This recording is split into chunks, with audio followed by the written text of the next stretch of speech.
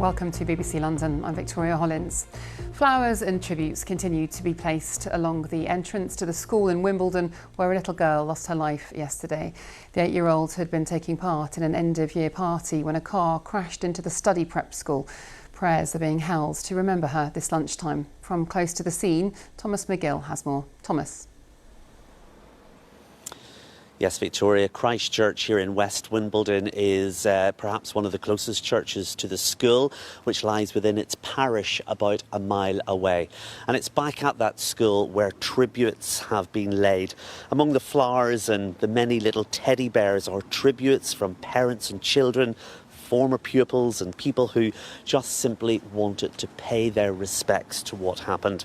Here, the church was opened last night and quite a number of people turned up to spend a quiet moment of reflection, which is why it has been reopened again by the vicar designate, who is offering a range of services for anyone who may need them.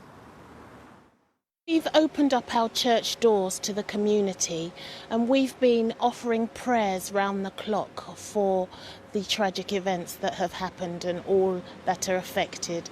And today again we've opened up our doors and we've just said to the community, if you want to come for some quiet reflection or some prayer, or you'd like to talk to somebody, you are very welcome. We have the bereavement service here as well, to be able to chat to people, and we've got plenty of tea and biscuits. Well, the church doors will remain open until 4 o'clock this afternoon, but the vicar designate told me earlier that the services and support that the church will offer all this community will remain for the days and weeks ahead for anyone who may need them. Back to you, Victoria. Thomas, thank you.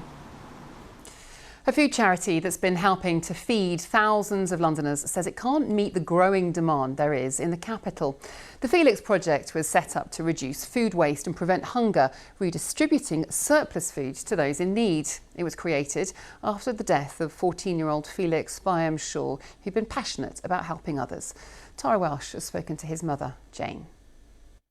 Felix was our wonderful son who died very suddenly in 2014 of meningitis, and we knew that we wanted to do something to create a lasting memory of him. He was a really wonderful boy. He was so kind and compassionate. He was just an ordinary boy, but he hated the thought of anybody going hungry. The Felix project was founded in 2016, named after their son who passed away 2 years earlier. He went to a big football tournament when he found out that some of those boys hadn't had any breakfast and hadn't had anything to eat that day, and yet were trying to play football on empty stomachs. And with a couple of his friends, he went round asking the mums and dads for money and went off and bought them all that he could find, which was donuts. But he actually took that upon himself to try and feed people. Rescuing good food that would have gone to waste and taking it to those in need became the family's mission. They pick up food from supermarkets that would have gone to landfill. It's sorted, then delivered out to groups that need it, and the huge operation relies on thousands of volunteers.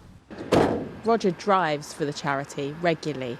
Today he's joined by helpers who have been given time away from their corporate jobs. What do you want, tea or coffee?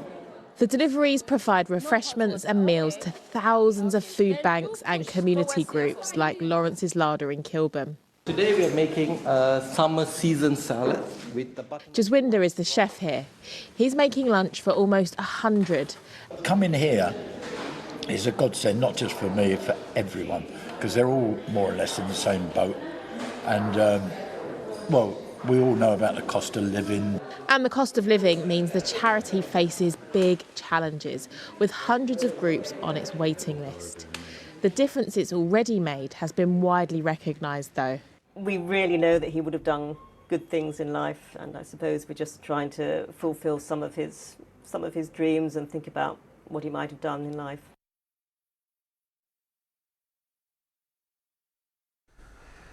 In other news, a week of strikes will hit the London Underground from July the 23rd in a row over pensions and jobs. The strikes are part of a long-running dispute between the RMT union and Transport for London. The union claims around 600 London Underground jobs could be at risk. TfL says no employee will lose their job or be asked to work additional hours. Bosses at Stansted Airport are promising 5,000 new jobs with plans to extend its terminal building. The planning application is due to be submitted to the local council. It includes an extra 3 aircraft bays, a larger security hall and departure lounge, plus more baggage capacity. Now, if you're up and out early in the morning, you may have bumped into Aaron Robinson in your local park, seemingly exercising his dogs. In fact, Aaron is probably midway through a marathon, which he does every morning from 3 a.m. This week, he completed his 200th consecutive marathon on Hampstead Heath, but that won't be the end of his endeavours. So I'm Aaron Robinson. I run a marathon every single day with my dogs. Inca, come on. So I've just finished day 200, so 200 marathons in 200 days. I never thought I'd actually get this far, so it feels really good to have finished it. It's always entertaining. We try and go somewhere new, we try and have fun. They always find a stick or a ball or something to play with, so it makes it a lot more interesting than if I'm just on my own. Well, I've only had 1 blister so far, so I think I'm pretty lucky. Still only on my 3rd pair of shoes. When I'm halfway through, I feel fine because you've got the motivation to carry on. It's when you finish that's the issue. Sometimes actually it's quite difficult walking down the stairs, or if I've sat down for a while, getting up again.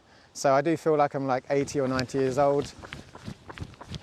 The good thing is I can eat anything that I want. I try and stay pretty healthy in terms of having pasta, carbs, but in order to make up the calories, that's a lot of pizza, a lot of ice cream, basically things that I wouldn't normally eat that are kind of maybe a bit bad for you. I run through all types of different conditions. We started off in the snow, then we went through rain, hail, sometimes it's rain the entire time, sometimes really sunny, but I also love seeing the different seasons and connecting to nature when I run, so actually it's been really enjoyable seeing different weather conditions. So I'm doing this to raise money for Hope for Justice. They're a charity committed to ending modern-day slavery and human trafficking.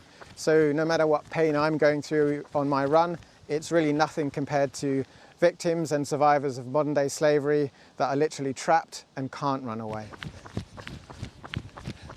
How long am I going to go for? So we've done more than the official Guinness record. I'm pretty sure we have the official dog record as well, but we're just going to keep going for as long as we can. I actually don't want to set a limit because then I always think, well, I could do more, I could do another one.